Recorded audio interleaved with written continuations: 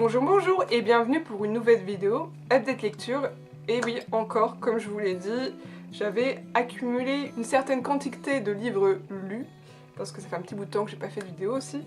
Et là, on arrive à ceux que j'ai lus les plus récemment, on va dire. Le premier livre que j'ai lu, parmi les plus récents, il s'agit de Quadruple assassinat dans la rue de la Morgue, écrit par Cécile Duquesne et qui fait partie de la série Les Nécrophiles Anonymes, dont il s'agit du premier tome. Et dans cette histoire-ci, on a l'histoire de Nepomucène, je crois que c'est ça son vrai nom, même si tout le monde l'appelle Nepo, qui est employé de la morgue de nuit et qui est ami avec un vampire.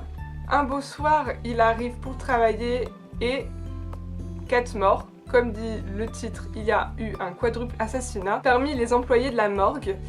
Et donc Nepomucène et le vampire vont tenter d'enquêter avec toute leur petite galerie d'amis qui est assez spécifique.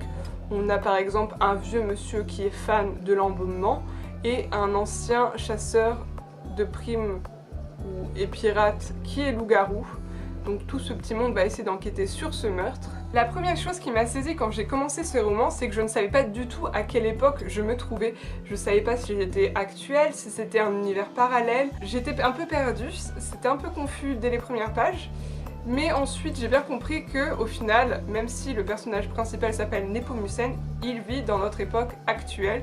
Et que la ville où il habite est apparemment une petite ville, enfin on va dire moyenne ville de province. Une fois que j'ai passé ce moment un petit peu délicat où je ne savais pas où je me trouvais, à quoi je devais me fier niveau temporalité, l'histoire après se déroule assez simplement et on déduit par contre, je trouve assez vite, le fameux meurtrier.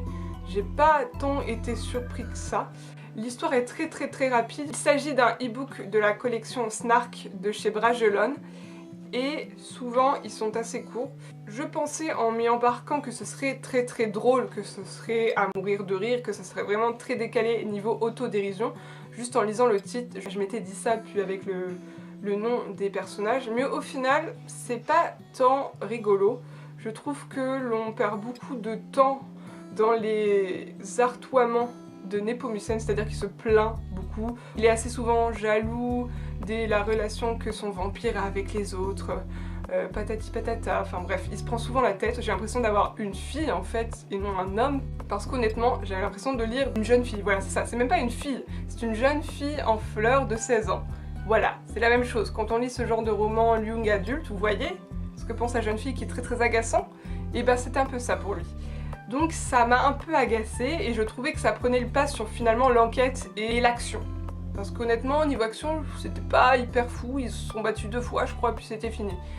Donc j'étais moyennement emballée, j'espère que les prochains tomes seront plus drôles, mais voilà, c'était sans plus. C'était une bonne lecture, somme toute, hein, assez divertissante et assez rapide, mais voilà, sans plus. Ensuite, le deuxième livre que j'ai lu, il s'agit du 3e tome de la chronique des Bridgerton, Bénédicte, écrit par Julia Quinn et qui est dans la collection Aventure et Passion de chez J'ai lu.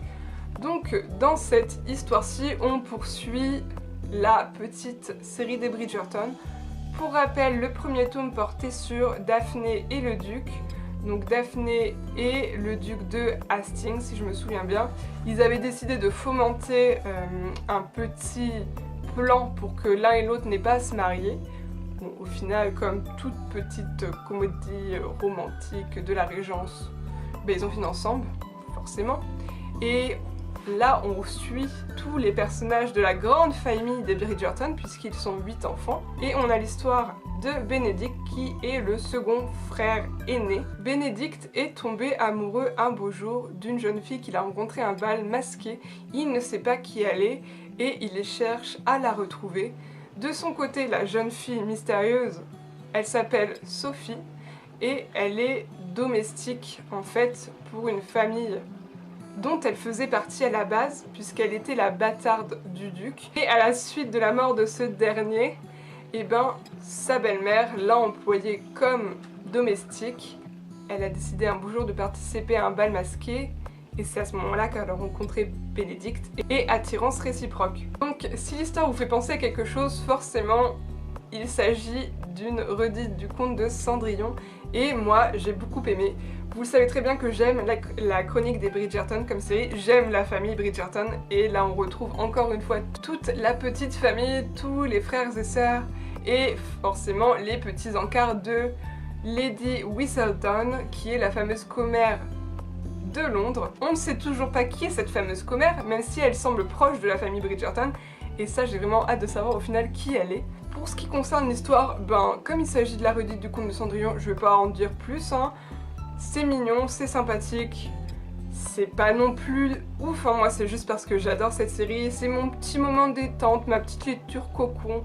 De temps en temps j'aime bien me plonger dans cette histoire de famille. Et voilà, j'ai beaucoup aimé Sophie, que je trouve vraiment battante comme jeune fille, qui est vraiment très décidée, qui n'hésite pas à dire non à Bénédicte parce qu'il veut en faire sa maîtresse à un moment et elle refuse. Non, niet, pas possible, je ne deviendrai pas la maîtresse et je n'aurai pas de bâtard qui pourrait avoir le même destin que moi. Ça, elle dit non, et au point de se séparer de lui.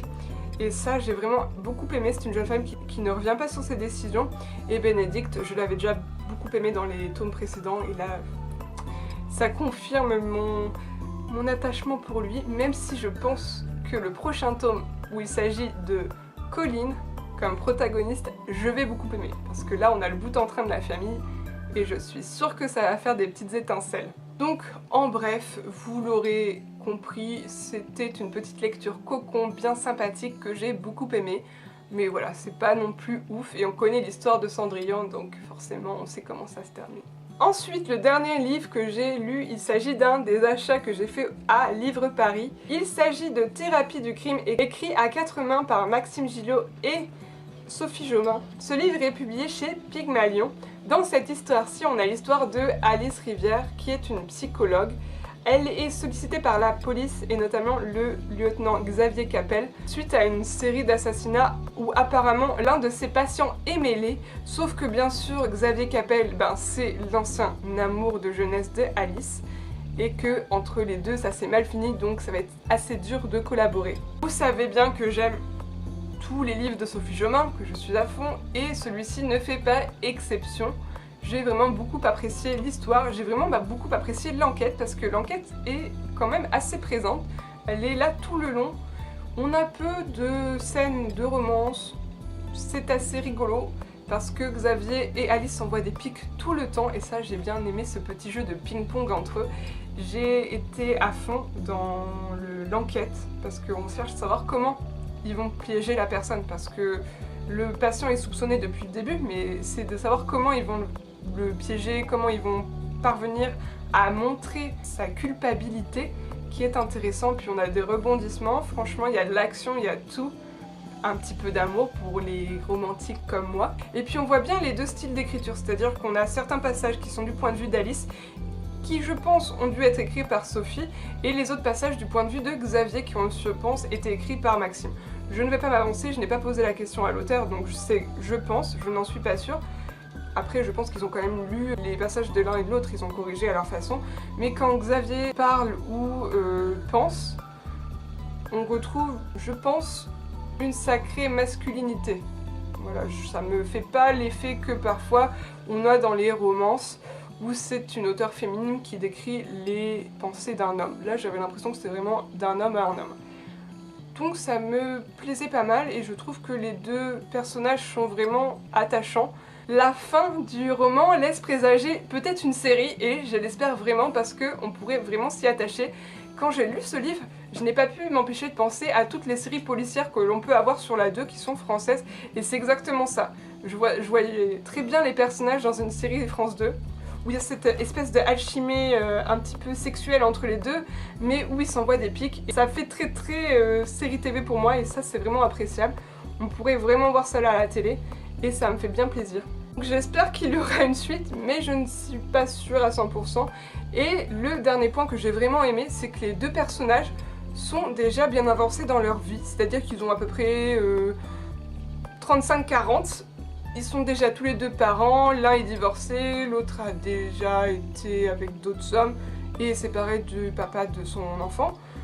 Donc on a vraiment des personnes qui savent ce qu'elles sont, où elles veulent aller, ils ont des jobs qui sont déjà assurés, donc franchement c'est agréable de lire ce genre de roman où le héros est déjà bien dans sa vie, bien ancré, il sait ce qu'il veut, il sait où il va, et que tout le reste c'est du plus. Et il n'y a pas forcément de questionnement de vital, genre je vais faire quoi de ma vie, dans 2 ans je vais où, tatata. Non, ils sont déjà bien installés et ça c'est appréciable dans une lecture. En bref, une bonne enquête policière, et pour ceux qui aiment un petit peu la romance, eh ben on n'y perd pas non plus.